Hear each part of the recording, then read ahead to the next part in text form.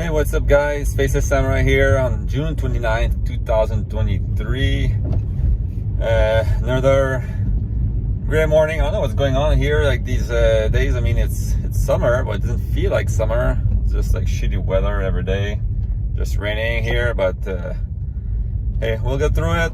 Vacation's coming up for me, so hopefully it brightens up by the time I'm off, so that I can at least enjoy a few days of like of heat, you know, and get a little tan or something, because I'm quite white, if you can't tell. But anyway, today is the last day of the preliminary injunction hearings for Microsoft and the FTC. We've had quite a few colorful and interesting conversations and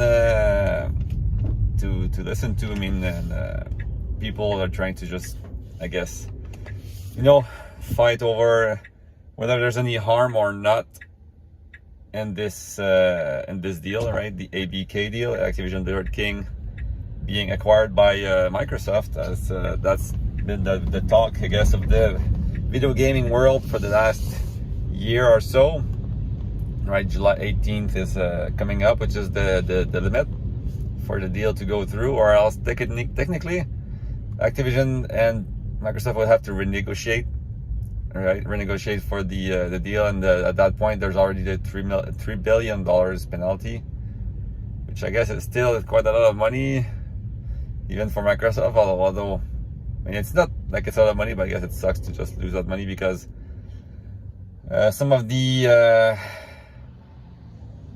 world's biggest countries are not happy with your purchase and are just trying to delay your deal for no freaking reason, you know. But anyway, I'm still confident it'll go through. I have like I feel like Microsoft has shown that, I mean, there is no harm. I mean, technically, if you look at the share of what they own, it'd still be like nothing, and it'd still be in third place in the console world compared to all the others. So a lot of the big games like Call of Duty are still staying everywhere for the next 10 years at least. And looking at stuff like Minecraft, I mean, those are probably going to be renewed anyway. So I mean, I don't think there's any harm there. They've already shown that with cloud they're willing to cooperate, and all their games are going to be coming to all cloud providers for the next 10 years at least. And that's not just Call of Duty, that's everything. So like that they already own, plus everything that's coming up from Microsoft, plus everything that's going to be coming out of ABK if the deal happens. So it's quite an important deal, and it's going to give everyone a chance to be able to you know, like push their cloud services more easily, as those are all games that they wouldn't have gotten if it weren't for this purchase of ABK, right? Microsoft wouldn't have we wouldn't have started dealing with those companies if it were not for this case, you know, like trying to make it fair for everyone, because that's the concessions. That's the type of concession they had to do for this deal to go through. So good for everyone, which is what the European Commission recognized. But that the CMA and the FTC failed too, and it feels it's more like the numbers tell a different story than what they want you to believe, and they're still fighting on like ideas instead of pure facts. So we're all hoping that the judge, I mean, I don't know, because I guess there's gonna be closing comments today, late in the day, and then does that mean that she gives her verdict today, or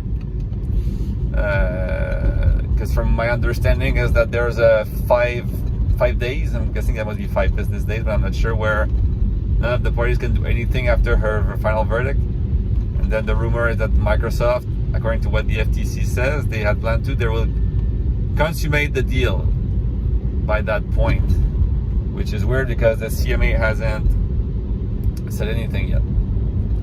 So I mean, is the plan that they're gonna like pull out Activision out of the CMA, of the UK, change the deal to not like include the UK, right? To be able to consummate the deal, and then will they just do like everyone thinks and just publish Activision titles in the UK through a third party, right? And then just take off their titles from Game Pass in the UK only. I mean, it's a possibility, although I don't know if they could just negotiate with that third party to have those games like on Game Pass as well. Anyway, but yeah, so the last few days, just so I can get some words on like, I mean, the conversations that happened, like the interrogations and stuff. Lots of stuff we've learned, like the list of Microsoft games that they were planning, not planning to acquire, but that they looked into acquiring. Now, I mean, people are like, oh, they want to buy the whole industry. I mean, that's not what it is. If you look closely at the list, and that was a big fuck up, by the way, if you look at all the documents that were not supposed to be leaked, but were not like hidden properly, and are now all fully public, obviously, because they're already on the web. They were all pulled out by the FTC, by the government now. Like, everything's been removed, but it's too late. I mean, everyone's seen that anyway. But yeah, so they had a list. But if you look closely, it's just a list of developers and publishers and like and stuff, where they're like, okay, this is what they do. This is the kind of need that we have, and here's what they fill, right? And what it means is like they had ideas of what they needed to be more competitive, right? But they weren't gonna acquire everything. They looked at who can fill the most of our needs right now, or what combination of developers and publishers do we need, you know, to fill those needs. And they came up with a list, I believe like 7, 8, or a bit more of like companies that they thought could make any sense, you know. So, and it's quite an old list, because if you look, Bungie is still on there. Square Enix was on the list. People are like, oh, they tried to acquire Square Enix, and Square Enix refused. Like, they didn't even try to. They were thinking about it. And if you look closely, was it to bolster their mobile presence? They were looking at maybe like some kind of like mobile Game Pass, you know, or maybe they thought their games, because they're like premium games, like they found these games on the cell phone, you know, they could have helped with that. But at the end of the day, they didn't go for it. So I guess they found something better. But then, when you think about it, 2019, that's before the Bethesda acquisition. So maybe they were looking at Square Enix seriously and others, because as you said, you can see they were looking at Sega as well, which I think Sega would have been like a perfect fit, considering Sega would have helped them have a better presence in Asia. Sega already has big franchises like Sonic, I mean, and entertainment franchises, you know, not just in the gaming world. So that's really helpful. I mean, it has that, it covers all demographics. The Yakuza games have proven to be quite popular recently on Xbox, and they have the PC developers, so that would have been really helpful to push PC Game Pass, which is where they're trying to do most of their growth right now. So I mean, it was the perfect all-around, like, you know, like company to buy, I guess. But then Bethesda is also quite big, and you don't let something like Bethesda pass up, especially since they were saying Starfield was about to become exclusive on PS5, at least timed exclusive. So maybe that kind of like pushed their hand, you know, to go and buy Bethesda instead of Sega at the time, or try to buy any other company, just because of the situation at the time, you know, because they were losing too many games there, and Bethesda games are quite important in the market. So I mean, it's a good thing, I guess, in the end, because Starfield is going to be coming out as polished as it could be, because no way they would have delayed that much if they had to deal with someone else, because they needed that money to come out, to come in, you know, they needed to start selling the game. So I'm guessing we're getting a more polished product thanks to that. What else? We learned Mr. Jim Ryan, who's been flying all over the world trying to sell to regulators left and right that the deal is going to impact them too much, that they actually don't care, and that they're not afraid of this happening. They don't even care if the game becomes like Call of Duty, the game that everyone's talking about for no reason. You know, it's like a $70 billion deals, but apparently the only game that's important there is Call of Duty. But they actually don't care. Even if they lose Call of Duty, they say it doesn't affect them that much. Although in some other documents they're saying no, they're going to lose too much money, which we've learned. In the US alone, in 2021, I think it was $800 million for Call of Duty. So it's still quite a, I mean, it's not a chump change, it's a lot of money, but according to their email, they're not worried about it. And even one of the Sony executives said, like, they might as well have announced like an electric car or something, because this has no freaking like effect on us, you know, like, and it's kind of stupid and it's not gonna happen, but here we are anyway.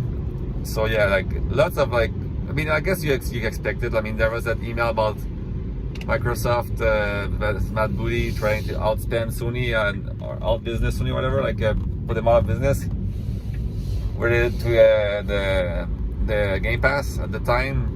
Seeing that they had the full backing of the company now, they were like, well, we can outspend them and like get all the stuff we need for our gaming service. And in the future, you know, people are gonna talk about us like the next Disney and stuff. Like we've seen like 10 years ahead, and we did the right moves at the right time, right?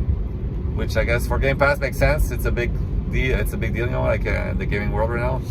And they have a lot of subscribers for their user base, so it's quite impressive. I mean, compared to like PlayStation Plus, you know, because they have a lot bigger user base Sony. So the fact that Microsoft is close to 30 million on Game Pass is quite impressive, I think.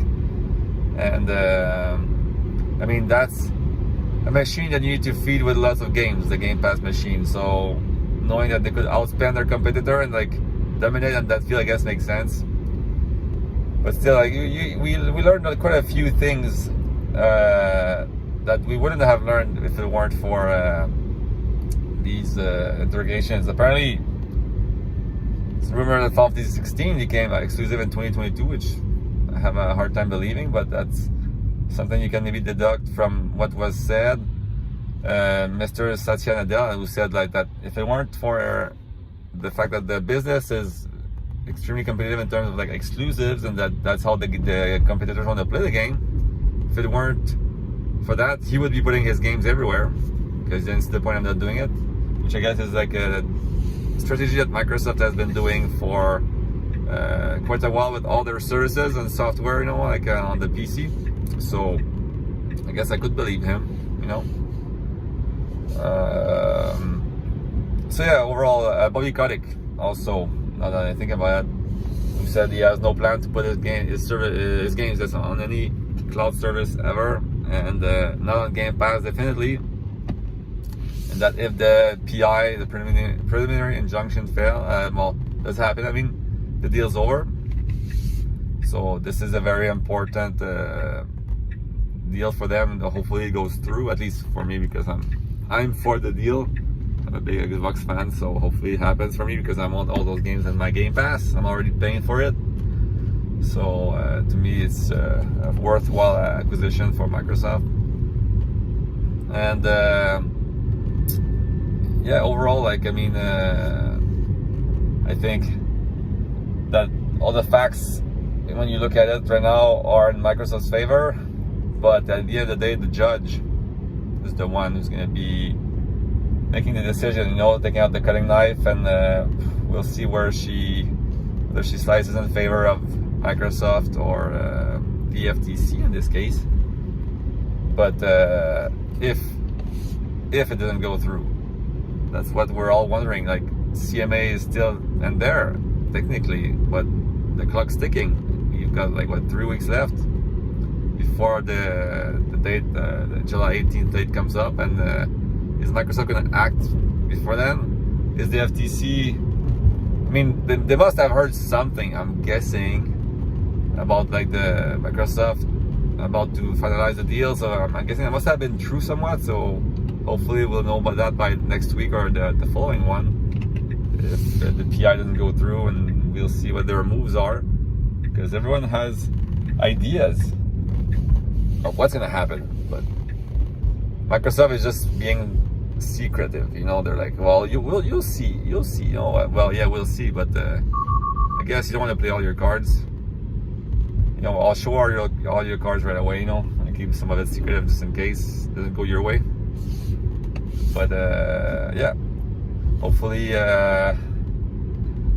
by next week we'll have another video, and we'll be talking about what happened, or the deal will go through and we'll finally move on to something else, because we've all been tired of hearing about it, and it's probably keeping some stuff, you know, like not moving because the deal hasn't happened yet, at least for Microsoft and ABK as well. And with that, I'm off, guys. As usual, don't forget to like, subscribe, or just comment. I'd like to hear what you guys think, and have a good one. Cheers.